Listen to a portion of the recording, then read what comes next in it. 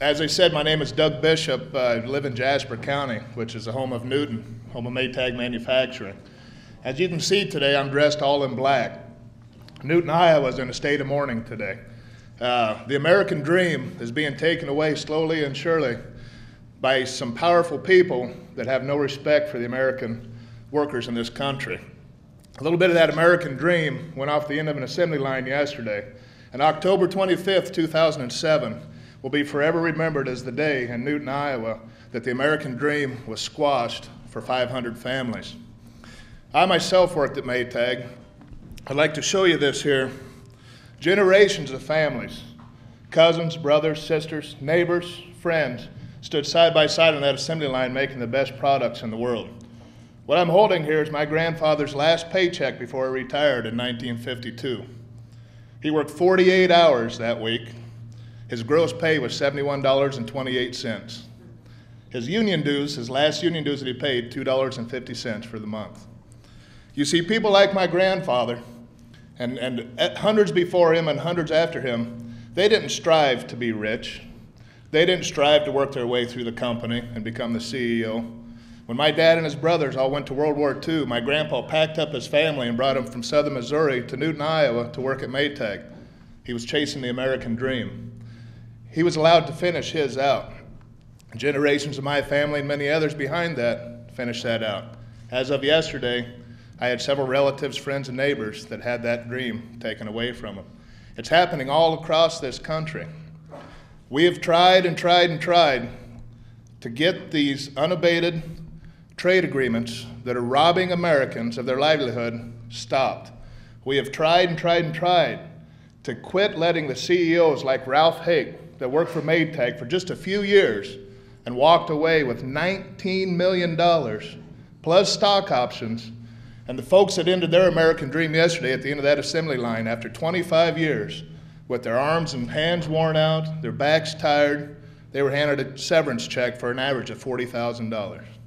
For 25 years of their life, $40,000. It's wrong. Now, I myself was a former Maytag employee. I was in the first part when they built the plants in Reynosa, Mexico, and told us either you work cheap or we're going to move. Well, we can't work for free. That's the only way you're going to beat these folks that are moving their plants to Mexico. I was laid off September of 2004, and I was asked, would you and your family like to come up and meet Senator Edwards? The Carrie Edwards Express is coming into Des Moines Airport, and I said I'd be very honored. I figured there'd be hundreds of people there. There wasn't. It was myself, my wife, and my 3 children. And as we walked out on the tarmac and stood at the end of the steps coming down off that airplane, I told my kids, I said, don't bother the senator. He's running for president. We don't want to take up much of his time. And as he came down the stairs, he talked to my wife and he talked to me individually, talked to my 2 daughters, and most importantly, and this is something I'll never forget, he grabbed my 7-year-old son by the hand. He dropped to one knee and he looked him straight in the eye. And he said, I'm going to keep fighting for your daddy's job. I promise you that. 2 years later, a man of his word, you know, that stuff sticks with you. 2 years later, at that time, there was no media, no press. It wasn't a big event. It was just one man being a good person. 2 years later, he sets up a meeting at the Maytag plant after they announced the closing.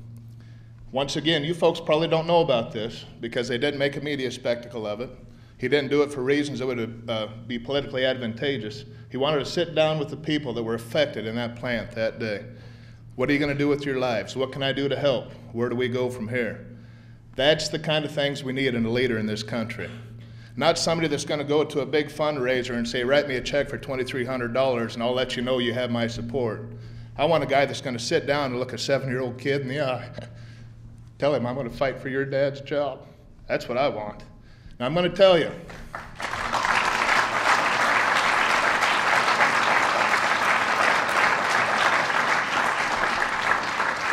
There's some people out there that are asking for your support right now. They're all good people in one way or another. But there's one person that I know that when we work our tails off and we get him elected President of the United States, and he goes up and he lays his hand on the Bible and he swears allegiance to our country, that when he walks through the front door of the White House, the day he walks in until the day he leaves, the blue-collar workers and the assemblers and manufacturers and nurses and teachers of this country are going to have a representative in the White House, and that's something we've been missing for a long, long time.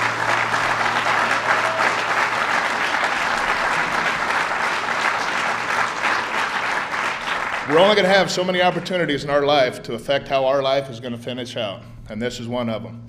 Here in about 65 days, we'll all get a chance to stand in a room, stand in somebody's corner that we think is going to help us chase our American dream and finish it through. I'm going to do my best to make sure that my children aren't the first generation of Americans that I can't look them in the eye and say, you're going to have a better life than I had. And I think the person that's going to get that done is a gentleman that's going to join us here in about 2 seconds, my friend and yours, Senator John Edwards.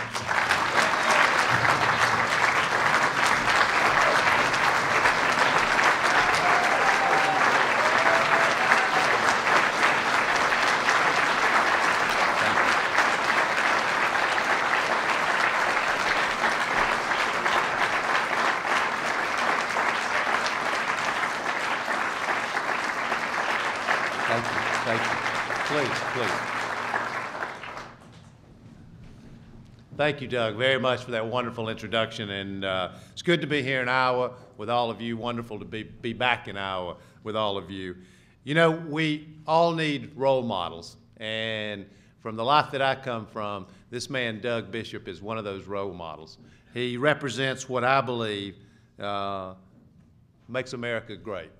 People who get up and go to work every day, provide for their family, and believe in their hearts and souls that their children will have a better life than they've had. And nobody has to explain to me what these families are going through in Newton, what they've been going through over the last few years. I don't have to read about it in a book. I don't have to have somebody talk to me about it, because I've lived it. I saw what happened when the mill that my father worked in closed. I saw what it did to the families that I grew up with. I saw what it did to the men and women that I grew up with. And this has got to stop. I don't know any other way to say it. I mean, we desperately need a president of the United States who actually believes in the American dream for everybody, who believes that we should not be kowtowing to the most powerful people in the country. And instead, the real responsibility of the president is to stand up for the men and women who worked at Maytag, including Doug's dad, whose paycheck he had here today. That's what's at stake in these elections. That's what I believe.